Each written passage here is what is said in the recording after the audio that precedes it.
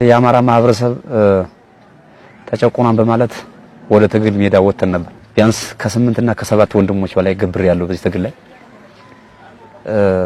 ማንም አስገዶኝ ሳይሆን በፍላጎት ነው የወጣሁት። ስወጣ ግን ትክክለኛ ትግል ያለ መስሎኝ ነበር። እውነት ያዘለ ትግል መስሎኝ ነበር። ግን ከገባን በኋላ ይሄን ትግል ከጀመርነው በኋላ የአማራ ማህበረሰብ እንኳን ነፃ እናወጣው ቆርጦ በኢኮኖሚ እያደቀቅን በኢኮኖሚ እያዳከምነው ዛም አልፎ ደግሞ በድህነት አረንቋዬ ተዘፍቆ እየታየ ይገኛል ማለት ነው። የአማራ ማህበረሰብ አማራን ሲበድል የነበረው ከዚህ በፊት ሲበድል የነበረው አካል አሁን ደግሞ ያ አካል አማራን አግዛለሁ ከአማራ ጎን ነኝ ብሎ ተሰልፎ እዋጋለሁ የሚል አካል አለ። ግን በጠቅላላ ትግሉ ተሽጧል።